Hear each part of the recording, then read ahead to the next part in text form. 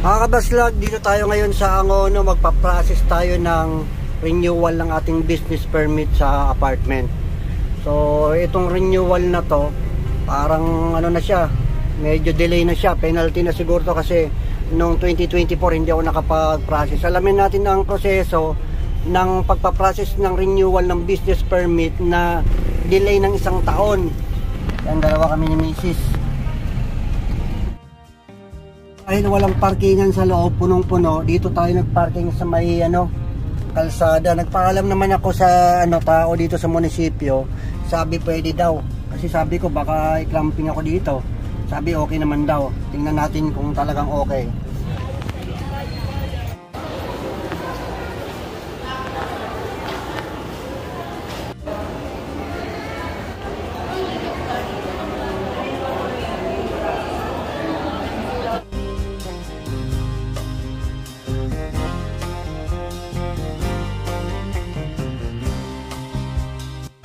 Yan guys, withdraw tayo, kinulang yung ating pambayad. 30,000 yung babayaran natin dito sa business permit.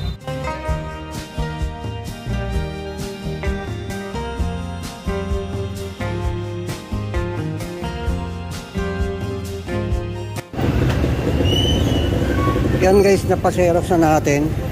Babalik tayo sa BPLO para submit to. Kukunin natin yung panibagong plaka. Hintay ulit kami dito sa BPLO.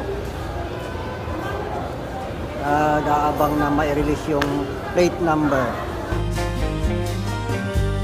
At ayun na nga mga kabaslag, kagagaling lang natin na kumuha ng renewal ng ating business permit ng ating apartment sa Angono. At ang kagandahan naman kasi doon sa Angono, one-stop shop na siya. Pero sa tingin ko naman, halos lahat naman siguro ng bayan ngayon, one-stop shop na rin. Ibig sabihin, lahat nandun na. Kasi dati, hiwa-hiwalay pa yung pagkuha ng barangay clearance, sedula, yung mga ganon.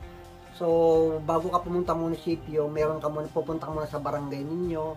Pero ngayon, kahit dun mismo sa munisipyo mismo ng bayan ng Angono, nandun na yung barangay clearance. Kumbaga lahatan na siya, kaya madali lang siyang matapos. Ngayon, una kong pinuntahan ay pumunta ako sa BPLO, yung tinatawag na Business Permit Licensing Office. At doon humingi ako ng requirements ng renewal. At yun nga, binigay naman sa atin yung mga dapat gawin. Ang unang hinanap sa akin, yung tax order of payment, yung huling binayaran ko doon. At napansin ko doon sa huling binayaran ko, ganito itsura nun. Kasi ito bago na to. Yung dati kong binayaran kasi, yung 2023, ang nakalagay 15,000. Ngayon kasi, nung pagkakuha ko nito, binayaran natin nasa 30,000. Ibig sabihin dumoble. Siguro dahil sa meron akong 1 taon na hindi ko naasikaso yung renewal. At pagkatapos noon, binigyan ako ng application form ng BPLO. Automatic naman yun kasi naka-record naman tayo sa munisipyo. Lahat ng mga kailangan na fill upan, hindi na pipill upan kasi computerized na siya. Pero doon sa last part ng ito yun, application form. Sa last part ng application form, meron ditong nakalagay na gross sales receipts. Yan. Nakalagay dito yung i-declare natin na income na gross noong ating apartment. So, hindi ko agad nasagot kasi nga hindi ko na madetalye yung mga panahon na walang umuupa, lalo na yung under maintenance siya, hindi ko na pinaupahan. So, sabi sa akin, pumunta daw ako sa law office at kumuha daw ako nung statement for gross receipts. Yung gross income ng ating apartment, i-declare natin sa kanila per month. Akala ko kasi per year, kaya medyo natagalan din ako doon dahil sa kailangan ko pang isulat or isipin kung magkano yung naging income ng apartment per month noon. Yun nga, syempre may mga time na pagka under maintenance yung mga unit, hindi nga natin napaparentahan yan, kaya magkakaiba ng amount yon.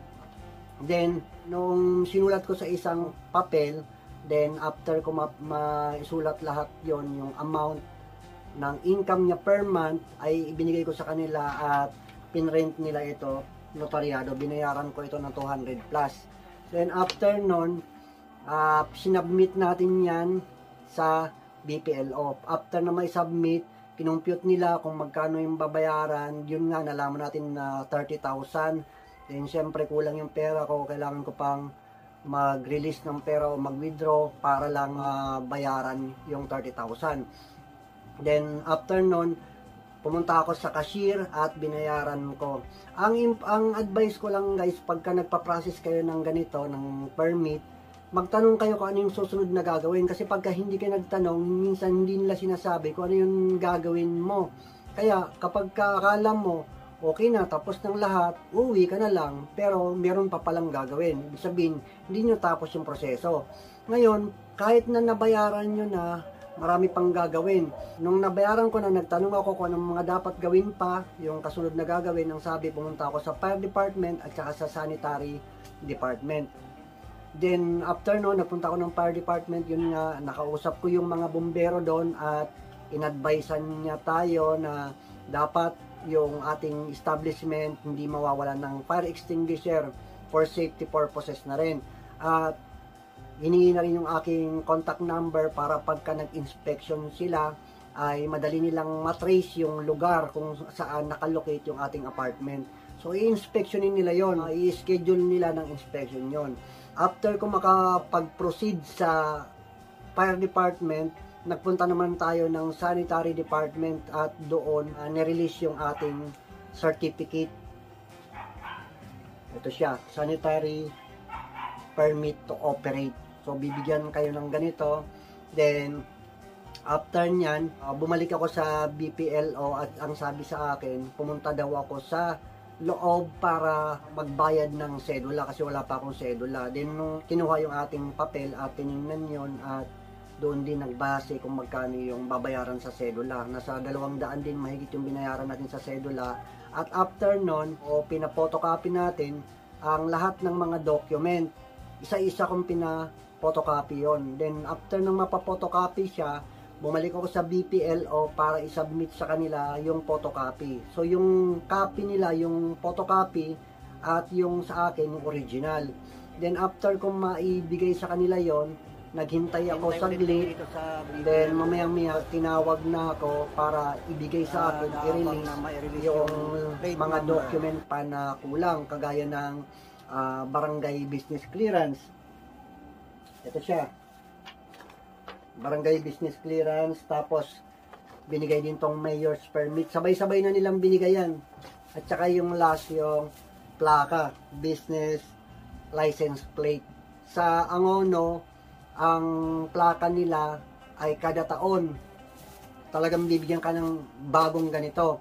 Pero sa Antipolo, pagka nag-process ka ng permit dyan, one time lang sila nagbibigay ng ganito. Sticker na lang yearly ang binabago. So, yun guys, sana nakatulong sa inyo tong aking vlog at salamat po ng marami sa panonood.